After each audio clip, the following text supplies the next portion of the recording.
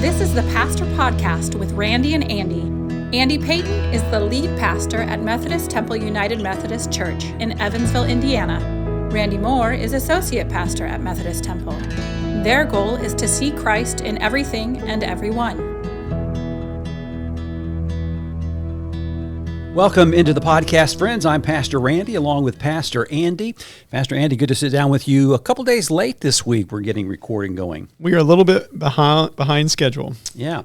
Hey, we've got Chip in the house today, and we're going to be going video with our 100th episode. Right. And so if that was today, we could show you Chip, beautiful dog, but maybe you'll hear Chip bark. He might. You never know about Chip. All right. Hey, this is kind of a special episode in and of itself because it's the one where we get to talk about the 75th anniversary of Methodist Temple, which we celebrated last Sunday. And this week, every time I stop and think back on it, I'm just blown away by everything that happened that day. Okay, there's 75 years of history. Actually, it goes before that, but in this building, 75 years of history. And we actually had folks who were there 75 years ago for the first service, in our service last Sunday. We had a retired bishop who was elected bishop out of this congregation preaching for us on that Sunday. We had that day both our incoming district superintendent and our outgoing district superintendent. He, Mitch Gisselman, wasn't here, but we went up. You and I drove up to Huntingburg for a reception for him. We recognized two people from our congregation who are entering the ministry process or going right into ministry. What am I leaving out? I mean, that's a lot. You covered most of it. Yeah. I mean, and then we had all kinds of historical photos, and we unveiled our historical timeline. We have one of those big historical timelines now on the wall where there used to be like a bulletin board. Now there's this like the whole story of Methodist Temple, which goes back, as you alluded to, it goes back to really the 1840s here in Evansville. And I mean, just so much to celebrate. I couldn't imagine it going any better. Honestly, there was a vibe, there was a energy, there was an excitement to the congregation, and it felt like a homecoming, but it also kind of had like a revival type of feeling to it as well.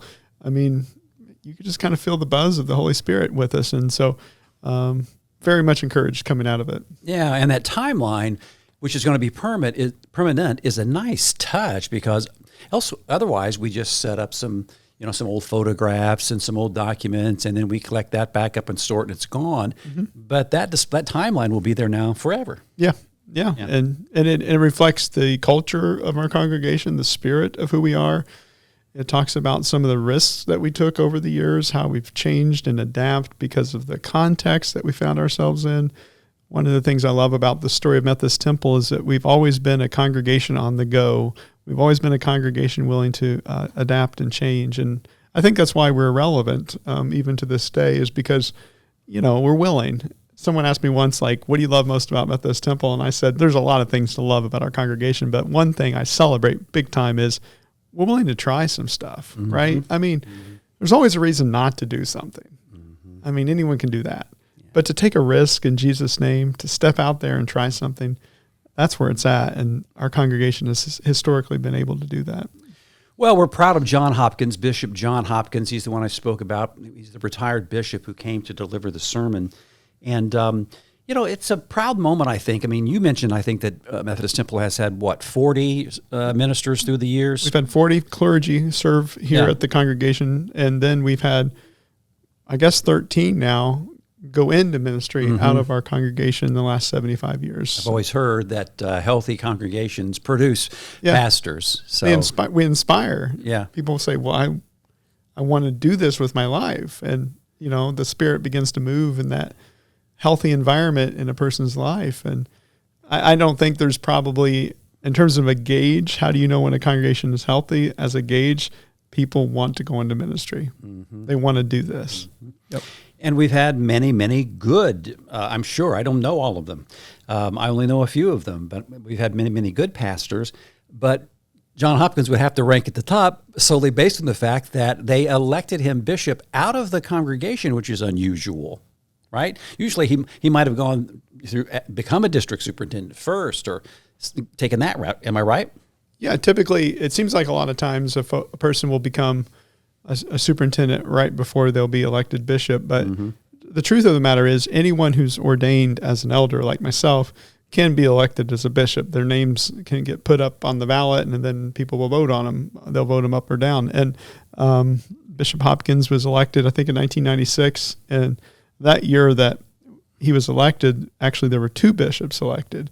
The other one was Mike Coiner. They were elected the same year. And Mike Coiner was the bishop who was in charge when I came to this annual conference and I was ordained. He's actually the bishop who ordained me. So, it's that was a really great generation, and it's a really great election of 2 wonderful leaders, John Hopkins and Mike Coiner. Well, tell us a little bit more about John Hopkins, and then we'll talk just briefly about what it means to be a bishop and about our Episcopal polity here in the United Methodist Church. Well, John, he didn't tell us much about his story, but I went online and found it. He was born in Birmingham, Alabama, bounced around, and then ended up going to IU for his undergrad. Then he went to Yale for his seminary work.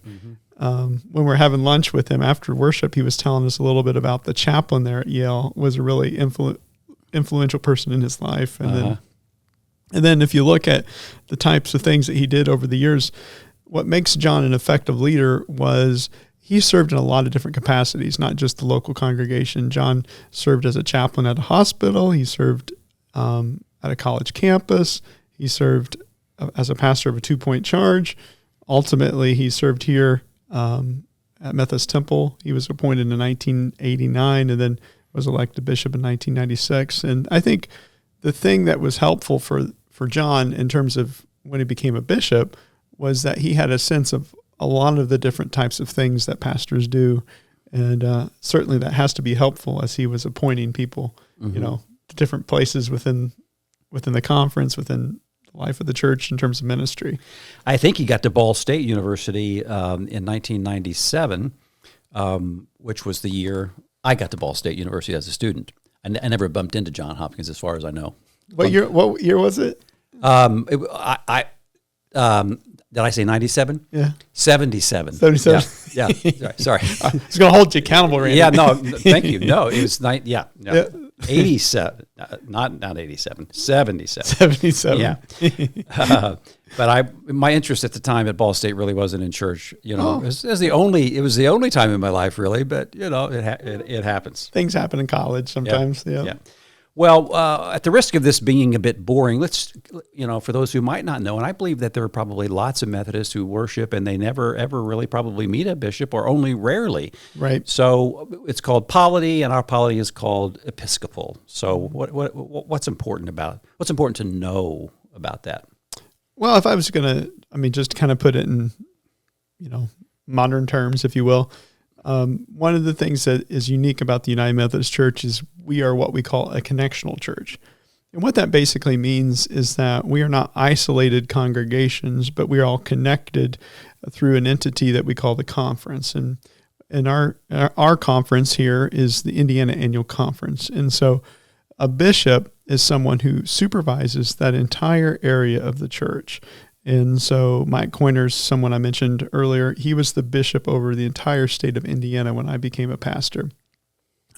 What a bishop's primary role, though, is they're kind of like a CEO or a governor, if you will, of a certain area of the church. Their job is to make sure that we are living according to the discipline, the polity, the church law of the United Methodist Church. And then they also make appointments for pastors, which is a little bit of a unique thing in terms of a lot of times congregations will have a congregational vote. They have a call system, which means like if you're in a congregation in a call system and the pastor moves on, then it's on the congregation to find their own pastor. And then they elect a pastor, and that's how it works in a congregational system. That's not how it works in the United Methodist Church. The way that United Methodist pastors are placed is the bishop sends us. And so that process and that system, we call it an episcopacy or a connectional system or a conference system. But really, I think the big point here is that we try to work together as a collective, as a body, as opposed to like the autonomous types of congregations that you see a lot of times today. When I took administration and polity, I was kind of surprised that they called they called the annual conference the basic unit of the church, which I would have thought it would have been the local church would have been the basic unit. Most of the work is done, most of the ministry is done in the local church, but it is the basic unit for the reasons that you just stated. We're connected throughout the conference. And we're primarily governed through that conference, and so we're held accountable to that as a congregation. And there's, the way I would explain it, every gift casts a shadow. I think it's better. It's a gift than in terms of it. It does have its shortcomings at times as well. And the big challenge is we try to work together, and that can be challenging sometimes because we don't always agree. When I was talking to John Hopkins before he came here to preach, I remember something that he said about in the olden days in the Methodist Church. Even today, people will say, when are they going to move you again? Right. And in the old days in the Methodist Church, pastors would be moved around every 3 or 4 years. And so what John said was the reason for that was so that the congregation would be presented with different presentations of the gospel. Mm-hmm. And so it kept it fresh for people. Yeah. And I thought that was an interesting take. Culturally, and he gets into this a little bit in his sermon, culturally there was a time where that worked. I think culturally now it's a little bit different just because of the way that people perceive Christianity in the United States today. But, you're talking 1950 when Methodist Temple started. Culturally, we were very different then, especially when it came to the church. Would you say we've reached kind of a happy medium there, that no longer are we being appointed every 3 years or so, but at the same time it's rare for a United Methodist pastor to stay at a church for 30 years? Yeah, very rare. I mean, you'll see some stay 20 years, depending on the circumstances. It's not like there's a rule somewhere where it's like, once you get to year 19, you're gone. That's not what it's like anymore. The way I've heard it explained in terms of the way appointments are made now is that as long as the pastor's growing and the church is growing and that kind of relationship's a healthy one, the chances are a person's going to stay where they're at.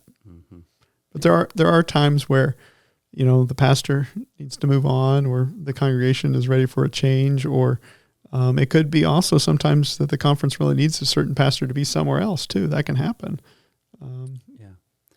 I think it also is probably helpful to say that United Methodist pastors commit, no matter how many years they're going to stay or how that might have changed, United Methodist pastors commit to going where the bishop sends them. Yes. Yeah. It sounds kind of almost like the military, doesn't it? Yeah. So, and that's part of the vows that we take. You're right. Yeah. Okay, John Hopkins brought our message on Sunday, Bishop John Hopkins, and he preached on Matthew 16:13-20. I'm going to go ahead and read it, and we'll just hit a few of the high points here on this sermon. So, now when Jesus came into the district of Caesarea Philippi, he asked his disciples, "Who do people say that the Son of Man is?" And they said, "Some say John the Baptist, but others Elijah, and still others Jeremiah, or one of the prophets." He said to them, "But who do you say that I am?" Simon Peter answered, "You are the Messiah, the Son of the living God." And Jesus answered him, "Blessed are you, Simon, son of Jonah, for flesh and blood has not revealed this to you, but my Father in heaven. And I tell you, you are Peter, and on this rock I will build my church, and the gates of Hades will not prevail against it.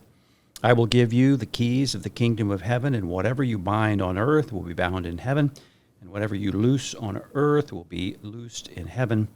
Then he sternly ordered the disciples not to tell anyone that he was the Messiah. I believe Bishop Hopkins, the title to his sermon, I believe, was something like "How to Build the Church." Yeah, building the church. Yep. Yeah, and so you probably picked up on that in this text from Matthew. And I thought he did something really, really interesting, is that he went back to 1950 and he just talked about everything that was going on in 1950 and asked the question, you think it was easier to get a church going in 1950 than it is today? And that was kind of the way he started, but yeah. And I mean, in the 1950s, we were planting churches. Yeah. In the United Methodist Church. 1957, Methodist Temple planted Fairlawn United Methodist Church, which still exists today on the southeast side. It's where Eric Eads, mentioned Eric Eads from our congregation going there. We planted that church in 57. Also, we were a part of planting Aldersgate Church, which is your home church too. And I think that was more in the 1960s though when that happened. But basically what was happening with Methodist Temple in the 1950s when we first opened was we were so large that we ran out of room. And so we began to, rather than, keep adding services, we began to plant other congregations. And so it seems to me that it was a little bit easier maybe to plant churches back in those days culturally than it is today. I'd say there's probably an argument either way there. Well, it seems like there's an opportunity, especially having gone through denominationally disaffiliation. And so you could look at a map of the state of Indiana and see some holes. Yeah, definitely. Yeah. And I mean, Santa Claus, Indiana might be one example that comes to mind is that the Santa Claus United Methodist Church disaffiliated, and there is Noel, a new United Methodist Church that just started up right after that. And our kids are there. Our kids are Even at now. Santa Claus right now at church camp. So, and that's connected to the Noel United Methodist Church. Yep, that's a good point, Randy. All right, so 3 lessons that Bishop Hopkins got out of this text here, this scripture lesson. And the first one, he connected it to the statement when Jesus asked his disciples, "Who do you say that I am?" And Simon Peter answered, "You are the Messiah, the Son of the living God." And so Bishop Hopkins said, the first lesson here is the church is built. This is the title of his sermon, How Do You Build the Church? The church is built every time somebody recognizes who Jesus is, because you get a glimpse of who God is.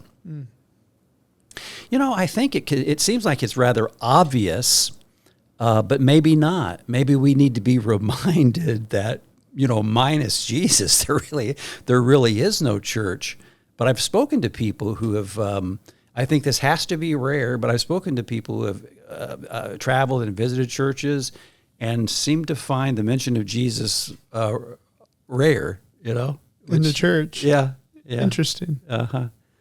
But every time, or the church is built every time somebody recognizes who Jesus is. Well, in the lesson that Bishop Hopkins used leading up to that statement, I mean, Jesus says, "Who do you say I am?" And some people said John the Baptist, other people said Elijah. But the point of the lesson is Jesus is much more than just a teacher.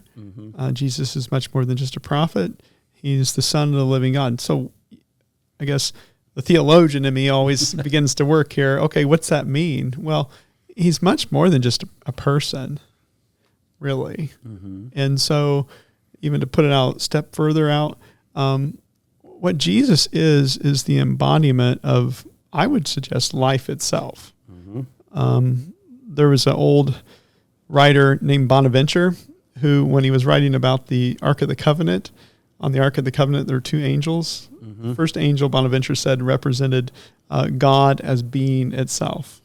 Okay, that goes back to Moses. God appears to Moses in the burning bush. And Moses says, "Who are you?" And God says, "I am that I am." And so historically within the life of Christianity, we have defined God as being itself. Okay, so that's one angel. The other angel is basically this idea of Jesus. I mean, he defines what being itself is on that ark. And so every time someone confesses Jesus Christ as Lord, that he is the Son of the living God, what we're saying is he is everything that we can understand about God in human form. Okay, but it's more than that. He's also our own spiritual destiny too, our own spiritual potential as well. They both come together. Fully God, fully human is the language the church has historically used when we talk about Jesus. And so, it's who God is, but it's who we can become as well. And that's very important to emphasize, in my opinion, much more than just a teacher. All right, that's the first lesson.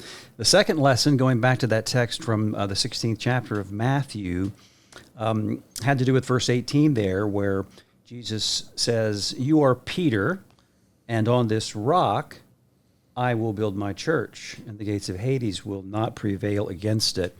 And so seems rather obvious, yet profound. Need to be reminded of it.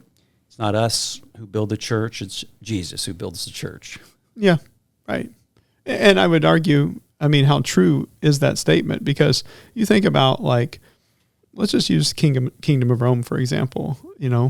That was the main government when Jesus was alive here on earth as a person before he was raised from the dead. It's Kingdom of Rome, right? Where are the Romans? They're gone. Mm-hmm. Empires that they've come and they come and they go, and yet here's the church in all its different expressions and all its different ways. It continues to go on, and it's certainly the church we've had our challenges, right? But there's a power greater than ourselves working here, and the gates of Hades does not prevail against. I would push it out to say, or venture to say, if it's not Christ, it won't work. Mm-hmm. If it's not Christ-like, it won't work.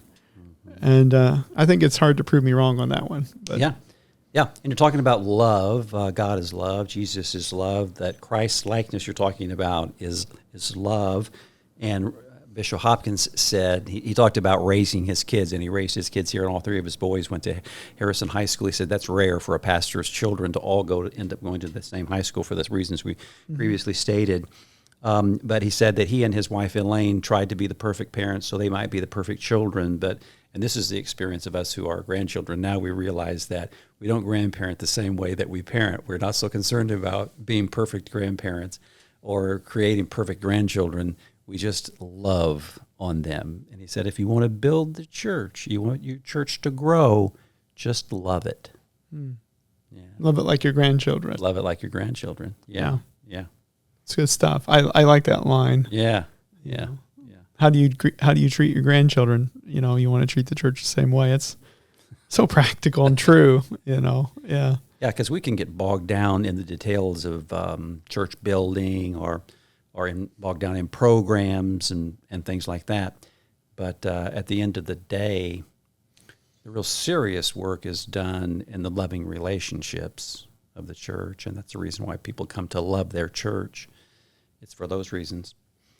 Okay, the lesson 3 came from the last part of the scripture lesson, where Jesus says he's going to give Peter the keys of the kingdom of heaven, and whatever you bind on earth will be bound in heaven, and whatever you loose on earth will be loosed in heaven. And pastors and scholars and theologians have wrestled with what that means. But the way that Bishop Hopkins boiled it down was to say the church is built on earth when we live now like we want heaven to be. That's the binding and the loosing. Interesting take on that passage. That is. Yeah. What do you think? Well, I've heard the kingdom of God described in this way. Yeah. Imagine the earth as if God were king and then live your life accordingly. Uh-huh. That's similar to what he was getting at there. Mm-hmm. And it's practical, right? Like immediately when we begin to imagine the world as if God were king, like what would change? There was certainly a lot of things that would begin to change. Mm-hmm. A lot of things would be turned upside down very, very quickly. Yeah. Okay, so we said we were going to hit those high spots, and there they are. Anything else about what he said that you want to include, or something that caught your attention? I liked how in this sermon he dealt with the tendency that we have as a church to kind of just get stuck in the history. We get stuck in the past. We can talk about, well, we built the fellowship hall in this year, or we remodeled the bathroom in that year, or we put the carpet in this year. We get stuck on the things. And what Bishop Hopkins really kind of went after was this idea that I'm not interested in that. I'm interested in how our lives being changed, how our lives being transformed. It's this notion that the church is fundamentally about the transforming work of Christ. And I really appreciated that emphasis. I think we need that right now. As United Methodists, we really need that right now. And I've never heard him, I don't think I have. I was at Aldersgate, as you mentioned, when he was pastor here, and I don't think I had ever heard him preach, but you could tell Sunday why he was an effective preacher and an effective pastor. Yeah, he was on. It was great. It was a great sermon. Yeah. Inspiring. Yeah. So, Okay, how about this Sunday? Can you give us a bit of a preview about what's the coming attractions? Sure. We're going to go back to ordinary time. And that's the season of the church we find ourselves in right now. We call it ordinary time. What's that about? Well, ordinary time is about the ordinary work of the church during this season that really stretches all the way from the summer into the fall. It's the longest season of the Christian year. Basically, what we do is we begin to reflect on what's the mission of the church. What is it that is ours to do as the church? Those kinds of things. And so the lessons that we are assigned for this weekend come from the writing of the Apostle Paul in Galatians chapter 6. Also, the gospel lesson assigned for this weekend is when Jesus sends out the 72 and he gives them instructions. And so I'm going to try to put those two together and talk about so what can that teach us about the mission of the church? Paul says that we are to boast of nothing but the crucifixion of Jesus, which is wildly crazy words for a first century person to say. People just didn't talk like that in Paul's day. So what's he talking about? What's it mean, as to use an analogy, as God's sheep to listen to the voice of the shepherd echoing through that cross? I'm going to talk a little bit about that Sunday, and certainly want to acknowledge it's also a holiday weekend with the 4th of July, Independence Day, that kind of thing. Yeah. So, and it's Communion Sunday. And Communion Sunday. So we're going to have a lot going on. Yeah. Absolutely. Very good. I'll look forward to that. And friends, thank you for listening. And we appreciate the fact that you take the time to listen to what we have to say. I hope that it's helpful. Trust that it is. And just want you to know that you're invited to join us here anytime you want to in person. We worship traditionally at 8:30 and contemporarily at 11 every Sunday morning. We'd love to see you, either in person or online. But have a great rest of your week, and we'll speak with you next week. This has been the Pastor Podcast with Randy and Andy. You are welcome to join us at Methodist Temple in person or online. Methodist Temple is at 2109 Lincoln Avenue in Evansville, Indiana. Our traditional Sunday morning worship service is at 8:30 with our contemporary service at 11. Log on to our website at methodisttemple.church. We see Christ in you.